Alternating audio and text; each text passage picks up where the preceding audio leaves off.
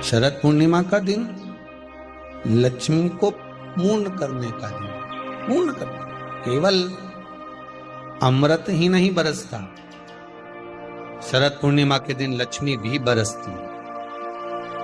माता पार्वती जी ने संपूर्ण ब्रह्मांड में एक सिद्धता प्रदान कर दी कि अपने गोदी के लाल को, अपने गोदी के पुत्र को माता ने लक्ष्मी की गोद में देकर लक्ष्मी को पूर्ण बना दिया। वो दिन कौन सा था? यही शरद पूर्णिमा का दिन था, यही शरद पूर्णिमा का दिन था। धन उलझ गया, तुमने तो कोई अच्छा सोचकर किसी को पैसा दिया, अच्छा सोचकर किसी को धन दिया और वो धन उलझ गया, नहीं आ रहा, पैसा वापस दे ही नहीं रहा। बेलपत्री के पेड़ के नीचे, बेलपत्री के वृक्ष की दो थोड़ी सी बाहर निकली हुई छाल को देख लो, बेलपत्री के वृक्ष की छाल।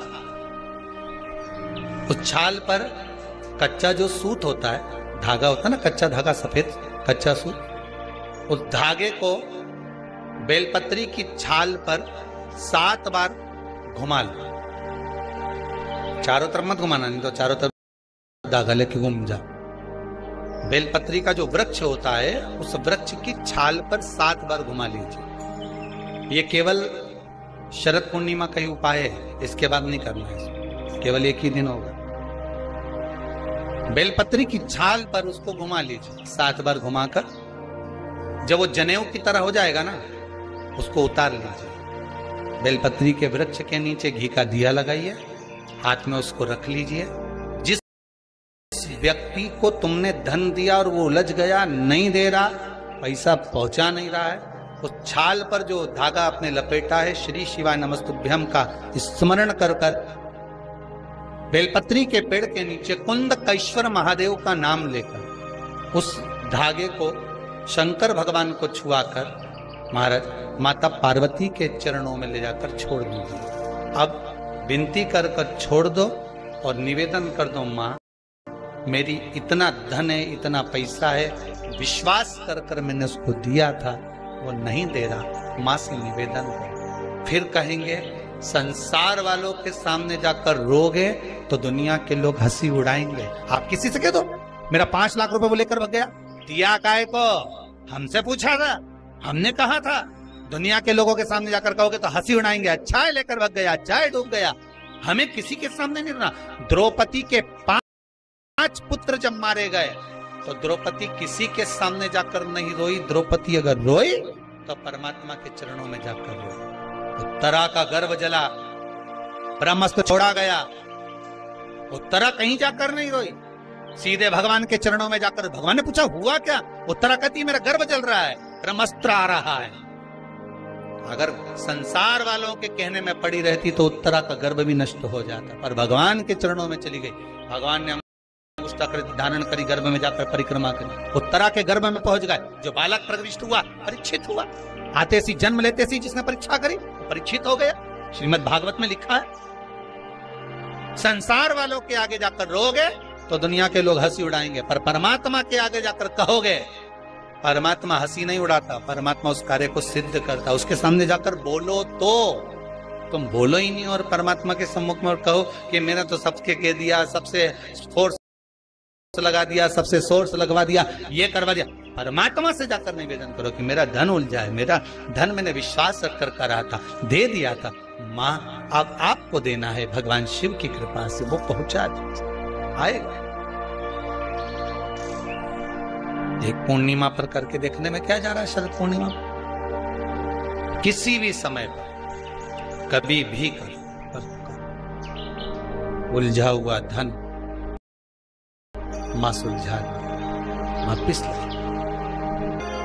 अब पूर्णिमा के व्रत में आपने कई बार किताब पढ़ी होगी पूर्णिमा की, या आपने व्रत किया होगा, या पूर्णिमा का व्रत आप धारण करे होगे, तो उसमें पूजन कौन से भगवान की हो?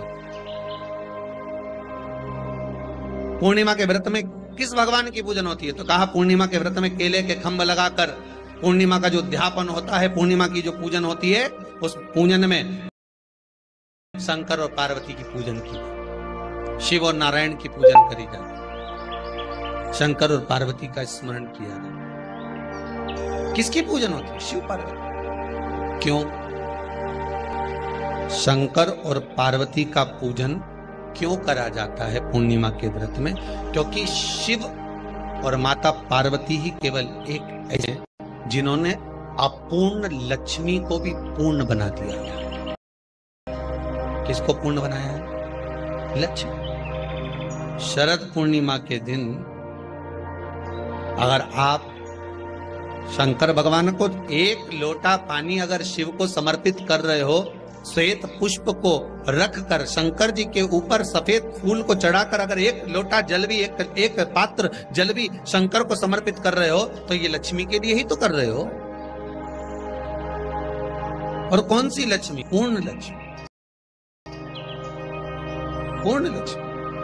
आपको पहले भी कथा में कहा, एक बार भगवान विष्णु के सामने लक्ष्मी मैया ने बहुत तेज स्वर में कह दिया था, नारायण, दुनिया के लोग आपका नाम जपते हैं, दुनिया के लोग नारायण नारायण कहते हैं, दुनिया के लोग आपका भजन करते हैं, पर सत्य मायने में कहूं ना तो मेरे बिना दुनिया के लोगों की नहीं चल सकती, मेरे बिना दुनिया नहीं चल सकती, संसार मेरे बिना नहीं चल सकता। भगवान विष्णु ने कहा, ये तो गलत है लक्ष्मी आपका कहना।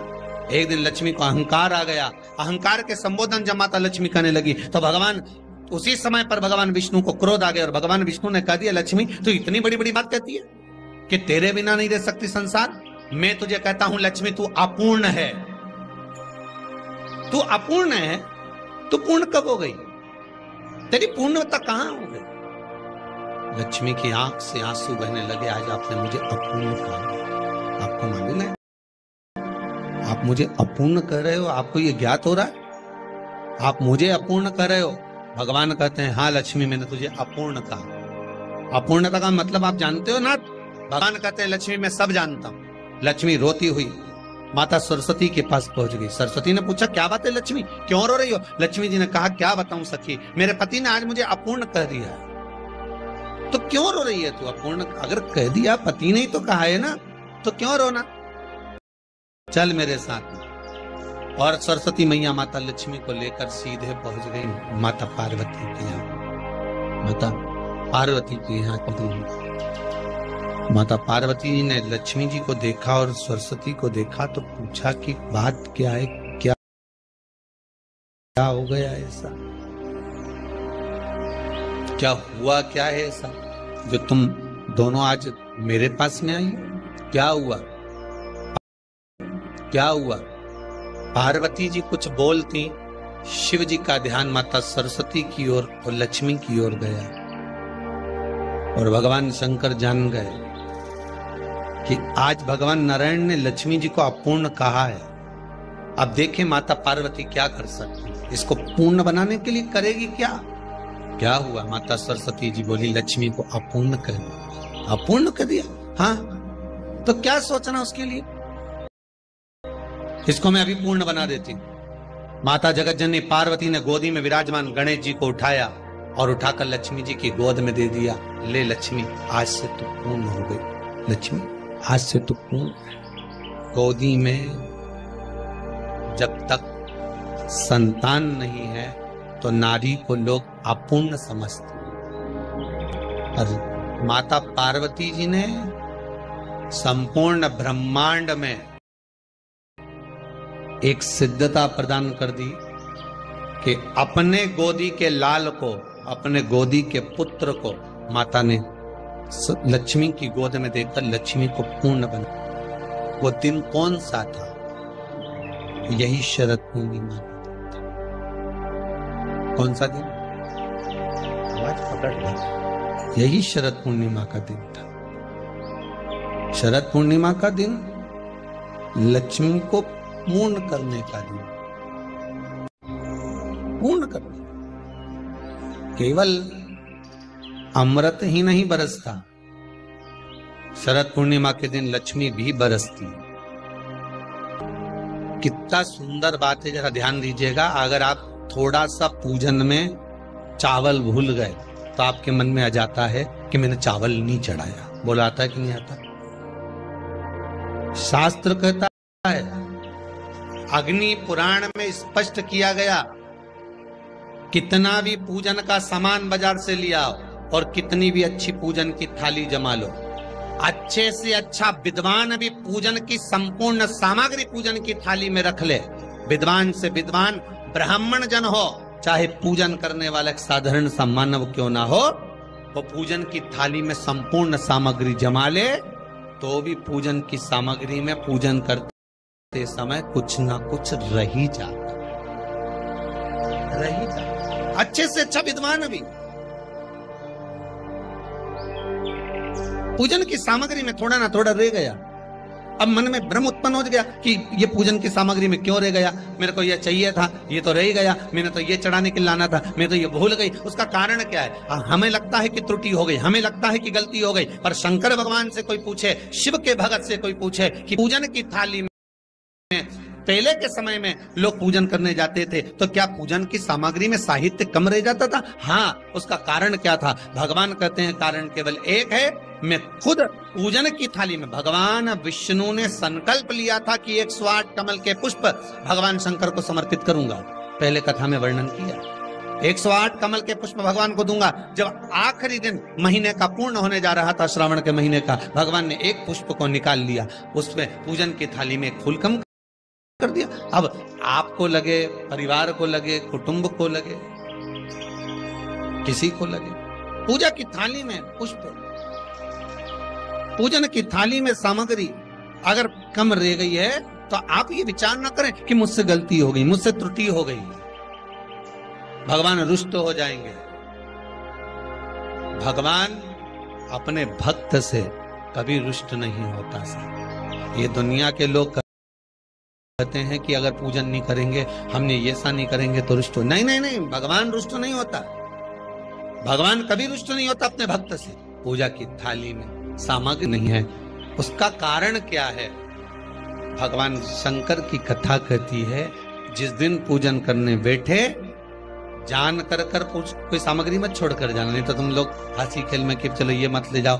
नहीं, आप पूरी सामग्री जमा, और कोई सामग्री आप भूल गए हो तो समझ लेना कि भगवान आपके दरवाजे पर आने के लिए बेकरार हैं, भगवान आपके दरवाजे पर आना चाहते हैं। अगर कोई सामग्री छूट गई, कोई सामग्री रह गई है, जान कर हमको नहीं, जैसे श्रीफल, नरियल जो हम भगवान के मंदिर में तोड़ते हैं, फोड़ते हैं, माता जी के सामने हमने नरियल फोड़ा, नरियल अच्छा निकल गया, भगवान ने स्वीकार करा ना करा। अगर नरियल अच्छा निकल गया तो आपने थोड़ी सी चिटक निकाल कर भगवान को चढ़ाई, बाकी का सब घर ले जाके चक्कू से निकाल के सब खा गए।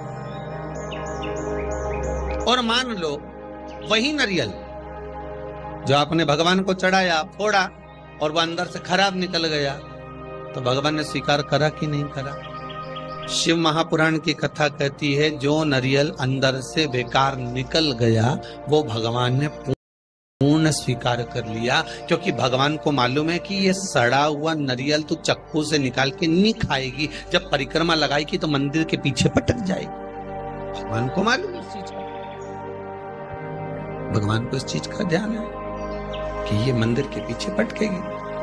अब भगवान यही, अब हमको लगा कि भगवान जो सड़ा नरियल है वो स्वीकार कर लिया।